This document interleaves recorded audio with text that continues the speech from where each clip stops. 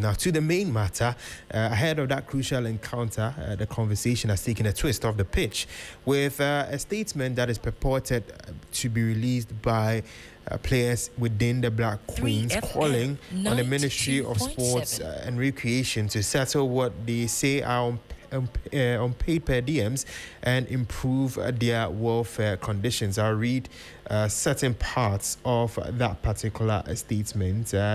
He said, "We, the players of the Black Queens, are proud to represent Ghana and remain fully committed to our country and the millions of Ghanaians who support us. However, we respectfully wish to raise these concerns regarding several outstanding financial and welfare matters. 1. Outstanding bonuses, including Egypt 2025 bonus. 2. WAFCON qualification bonus. 3. Group stage bonuses. 4. Outstanding per diem payments. 5. Better management support for players and officials. And 6. Mental health and well-being support." So these are the key pointers raised by the Black Queens. The ministry, however, has rejected the claim, insisting all approved allowances have been paid. It says the players' winning bonuses against Cape Verde is being processed, while no separate bonus was approved for WAFCON qualification through the Egypt qualifiers. And so I'll also read some parts of the statement from the Ministry of Sports and Recreation. It says there was no government approval for the payment of winning bonus for the WAFCON qualifying matches against Egypt, and this position was communicated to the Ghana Football Association. It is therefore inaccurate to characterize a payment which was neither approved nor established as an entitlement as an outstanding government obligation.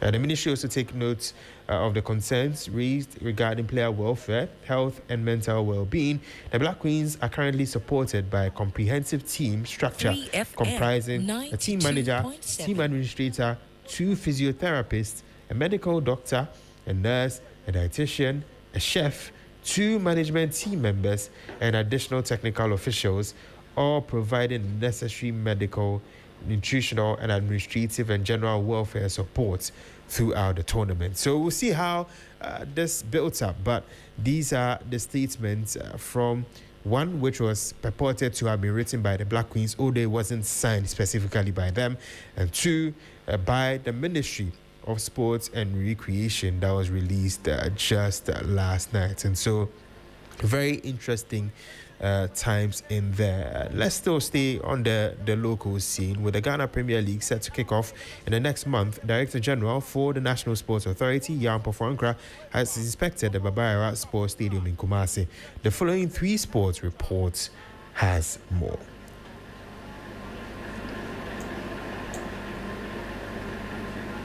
The NSA boss toured the facility today to evaluate the progress on the pitch following viral social media footage on the ongoing work.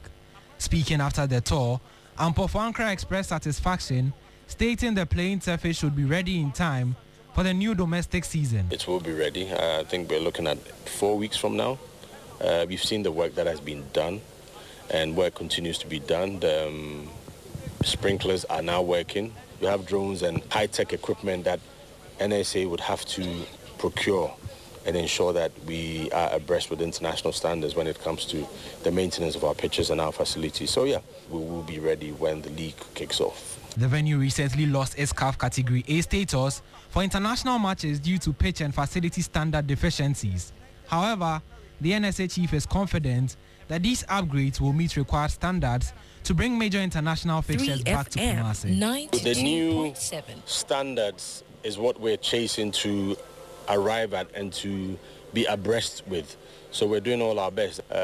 Clearly, it's an improvement from 6 months ago or 1 year ago. With the Ghana Premier League season fast approaching, today's inspection provides optimism that the iconic stadium will soon reopen its doors to domestic football and eventually the international stage. That was a report on the inspection of the Babara Sports Stadium. Now, ahead of the 6th edition of the 2026 3FM Tour de Ghana, Minister for Sports and Recreation, Honorable Kofi Adams, has announced that monies paid as part of sponsorship for the event are tax deductible. The announcement falls in line with the already existing government policies. The rebates for corporate sponsors. These have been clearly announced by His Excellency President John Dramani Mahama. His finance minister has also repeated it, that sports is good cause, and therefore any funding to sports is tax deductible. It means that for any amount that you spend sponsoring any sport activity, that you are issued with a certificate, before you are taxed, that amount is deducted before the tax. So this already exists. This already exists. The GRA is aware. The finance minister has repeated it on many platforms. His Excellency the President himself has also repeated it on many platforms. So corporate Ghana, please listen and make sure you take advantage of these government initiatives, that your sponsorship of sports is tax deductible. So if you put in 2 million, 2 million will be deducted from all what you make before the GRA calculate your taxes for you. That was the Minister for Sports and Recreation, Honorable Kofi Adams. Now, former Black Stars defender Rahim Ayew has opened up on the constant pressure that comes with being the son of African football icon Adbedi Pele, admitting that public scrutiny never truly stops. As the eldest son of the 3-time African Footballer of the Year, Rahim, alongside his brothers Andre and Jordan Ayew, faced heavy expectations throughout their careers. Now, speaking to 3Sports, Rahim explained that while every player deals with personal pressure, carrying one of the biggest names in world football takes it to another level. You yourself, you want to do well. So you already have that nerves. You want to do well. And then comes the name. You know, then comes the name. Everyone knows when you are playing. People say, oh, he's there because of his father. You know, this man, he coached that. You saw how he coached us in Narnia. The shouting. You know, like he will coach you. But after, done. You understand? So we had that pressure. That pressure will always be on you. Even after your career, you still have that pressure.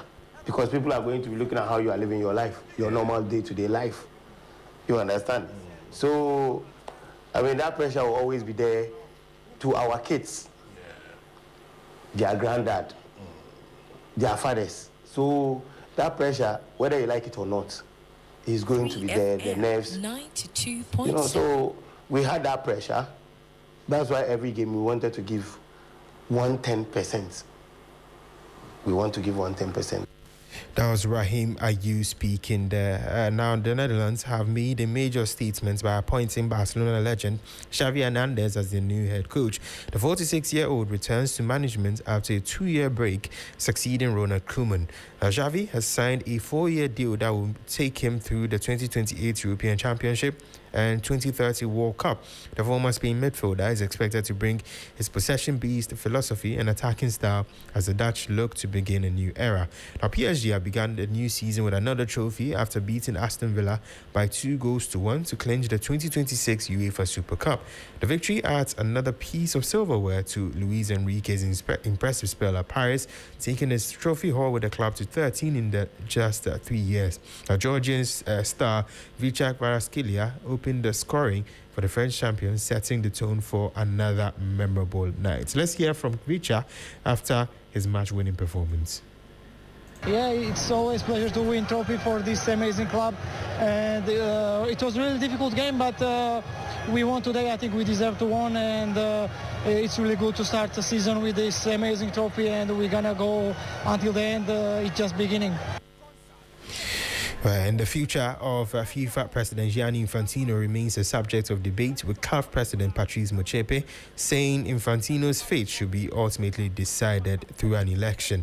While Motsepe has praised Infantino's leadership and his contribution to football development, he has stopped short of endorsing his position at this stage. His comments come amid growing calls from some football federation leaders for the FIFA president to step down.